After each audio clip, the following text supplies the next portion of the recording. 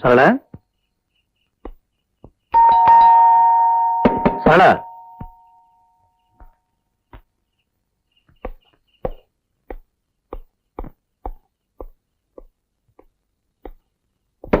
సరళ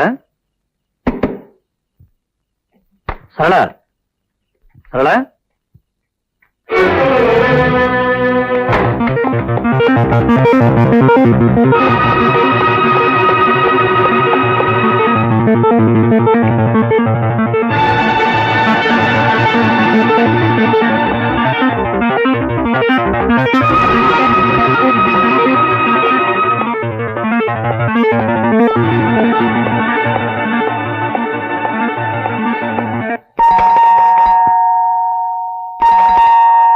సరళ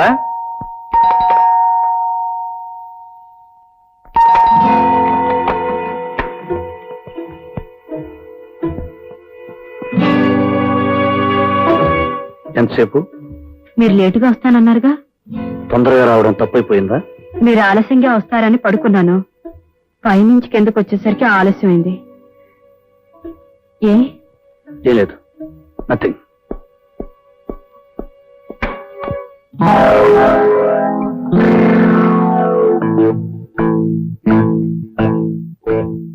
ఏమిటండి? ఏం లేదు, నథింగ్.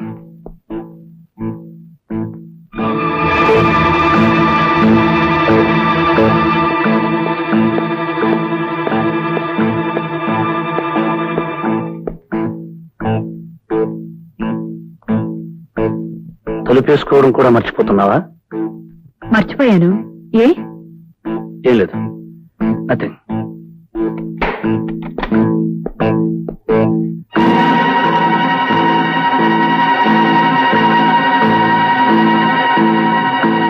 ఏమిటండి అసలు ఇవాళ మీకేమైంది?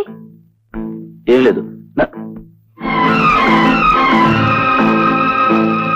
ఏమిటండి ఇవాళ ప్రతిదీ వింతగా చూస్తున్నారు? నేను నీకు వింతగా కనిపిస్తున్నాను, నువ్వు నాకు వింతగా కనిపిస్తున్నావు. మొత్తానికి ఇల్లంతా సంతైపోయింది.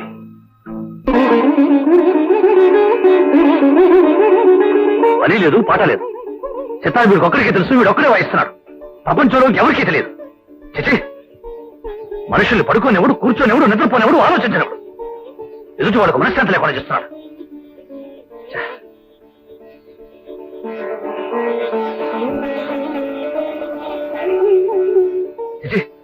ఉదయం లేచిలేవు కానీ నీ సుప్రభాతం మేము వినాం అనుకున్నావా? నీకు పని లేకపోతే ఇంకెవరికి పని లేదనుకున్నావా? ఎదుటి వాళ్ళు నిద్రపోనివ్వు, కూర్చోనివ్వు, ఆలోచించనివ్వు, బ్రతకనివ్వు. చిచి, రాను మనశ్శాంతి లేకుండా పోతుంది.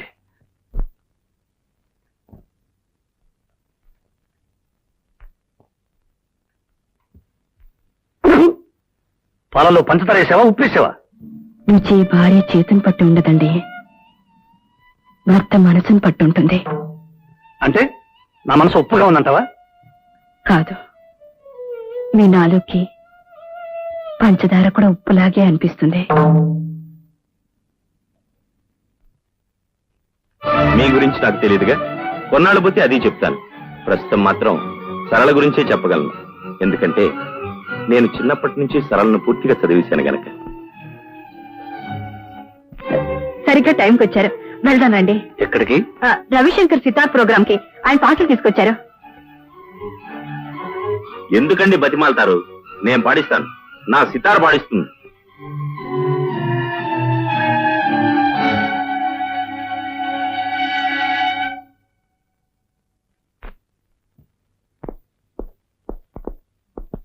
సరళ, సరళ.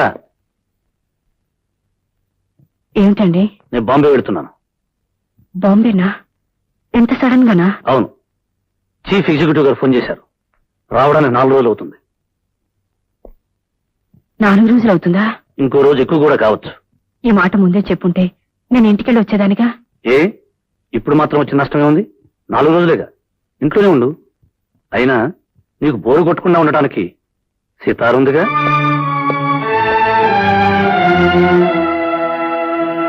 సారీ జనార్దన్ గారు, పొద్దున్నే లేవగానే ఎందుకో డిస్టర్బ్ అయ్యాను.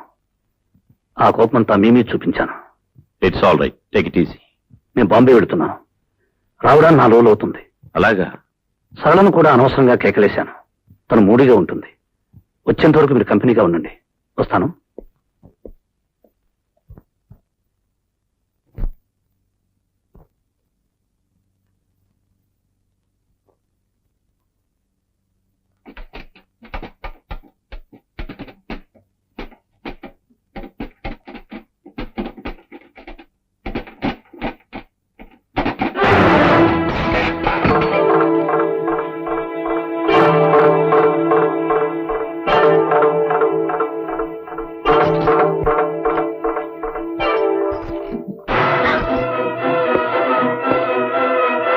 ఎవరది?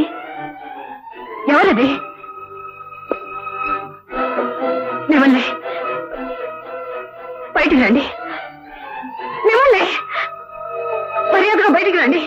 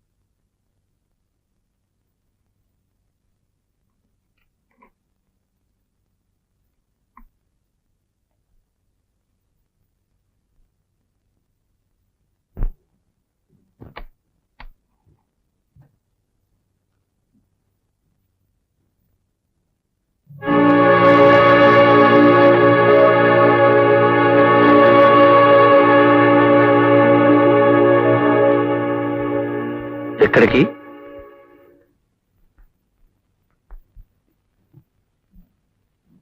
ఇంటికి. ఏ ఇంటికి? మా ఇంటికి. ఇది నీ ఇల్లు కాదా? కాదు. ఎందుకు కాదు? ఏ రోజున ఒక భర్త భార్యని అనుమానించి ఊరుకు వెళ్తున్నానని చెప్పి ఆ ఇంట్లోనే దాక్కుని భార్యని పరీక్ష చేశాడో, ఆ తర్వాత ఆడది ఆ ఇంట్లో ఉంటే ఆడది కాదు, ఒకవేళ కాపురం చేసినా అది శవంతో సమానం. భర్త ఆఫీసుకు వెళ్ళగానే మరొకడు ఇంట్లో చేరి భర్త ఆఫీసు నుంచి వచ్చే వరకు వాడితో కాలక్షేపం చేస్తున్న ఆడది ఒక ఆడది, పతివ్రత. ఆ కాపురం ఒక కాపురం, స్వర్గం కదూ? పిచ్చివాడి చేతిలో రాయంతో అనుమానస్తుడు బుర్రలో ఆలోచన అంతే. అనుమానం ఈనాడు నాకు కొత్తగా రాలేదు. ఆనాడు శ్రీరామచంద్రుడికి కూడా వచ్చింది. వచ్చింది, కానీ మీలా బీరువా వెనకల నిలబడలేదు, మంచం కింద దాక్కోలేదు. ఎలా అయితేనే అనుమానించాడుగా. అంత మాత్రాన రాముడు రాక్షసుడు కాలేదు, సీతనేలా భయపడి పారిపోను లేదు.